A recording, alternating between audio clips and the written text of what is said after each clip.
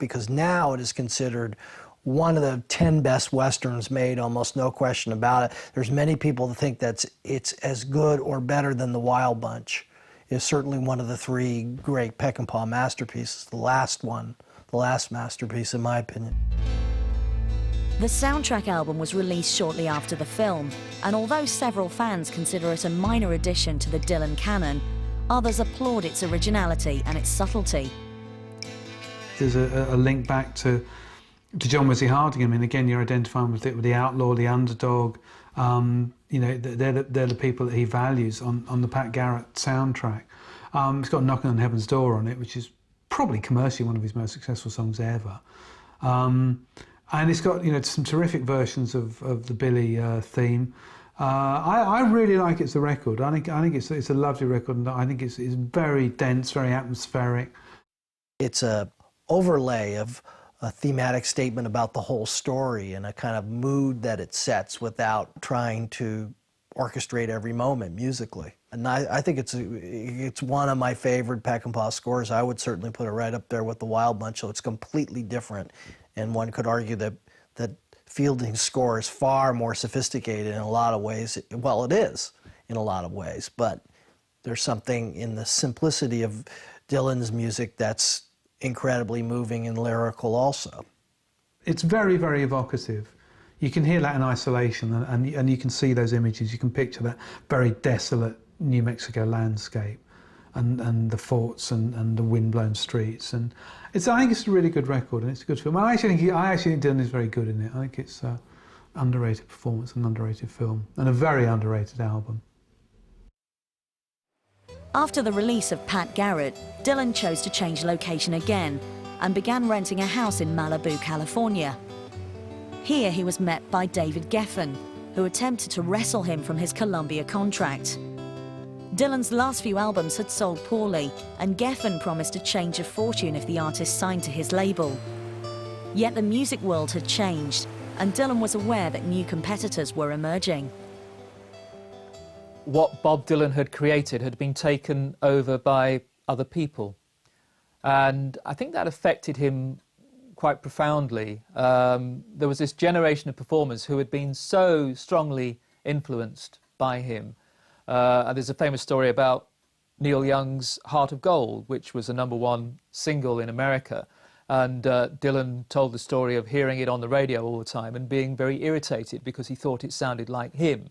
Of course, actually, Neil Young's voice doesn't sound anything like Dylan, but you can see where he was coming from. There were people like Jackson Browne, this whole breed of singer-songwriters, James Taylor, and they'd stepped into the vacuum that Dylan had left, really, when he vacated the stage. And I wonder if he then began to be a little bit jealous that these people were stealing his clothes. Dylan was eventually persuaded by Geffen's assurance that with a release on Asylum, he would sell 1 million records. The package was made more enticing by the prospect of an American tour. Dylan was ready to get back on the road, and in early 1974, he would embark with the band on a historic stadium tour. The biggest tour in the history of rock music. 18 million requests for tickets. 2% of the American population applied for tickets for this one guy who hadn't toured for 8 years. It was an absolutely seminal event, the 1974 tour. And just the fact that he was there, you know, again, it's very difficult for people to have a context for that, because here's a guy who plays 100 gigs a year. If you want to go and see Bob Dylan, it's really not difficult anymore. In 1974, it was unheard of. There was an entire generation of people who'd grown up with Bob Dylan's music who never thought they'd get a chance to see Bob Dylan, let alone actually have him play a tour of arenas. To coincide with the tour, Dylan's first and only studio album for Asylum Records was released.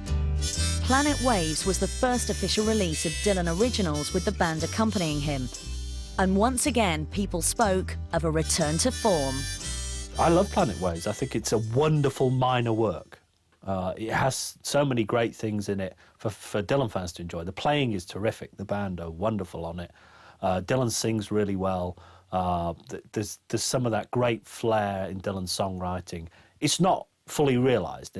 It's kind of 3/4 another side, 1/4 bringing all back home. It's the mixture is not quite there, but it's certainly a return to form. After Nashville Skyline, Self-Portrait and New Morning, the idea that people wouldn't consider that a major return to form, it is. I think you can see Planet Waves as a kind of limbering up record. It was probably the strongest set of songs that he'd recorded since John Wesley Harding. A stronger album than New Morning. But of course it preceded Blood on the Tracks. Maybe if he hadn't made Blood on the Tracks, Planet Waves would today be regarded even more highly than it is. But of course it preceded this absolute killer album, and so you see it in that context, and it's the album really where he's limbering up for Blood on the Tracks. Dylan's forthcoming masterpiece was the result of a long and painful creative process. In July 1974, after the end of the Whirlwind Tour, he retreated to a newly bought farm in Minnesota. Sarah did not join him, and the songs that he composed during this period were the agonized and sometimes bitter work of a man whose marriage had turned sour. In September, he traveled to New York to record this new collection. Eric Weisberg was one of the session musicians recruited. Bob came in, we had no idea what to expect, and he came in and called us over to the center where he was. We went over there and he started. We did not expect to have chord charts or, road maps and things like that. We just didn't, and we didn't. He didn't have any. So he called us over and he said, here's the first tune, and he started playing, and it was scrambling for paper, pencils and stuff to write something down, so we have something. We're kind of used to, and his songs are long. A lot of them are really long, and, kind of you never know, so we just wanted to have stuff written down. So we were scrambling for paper and writing things down, and finally we said, okay, let's try it. And we went back to our places, and he started singing. We played along, and he asked Phil if Phil was ready to record.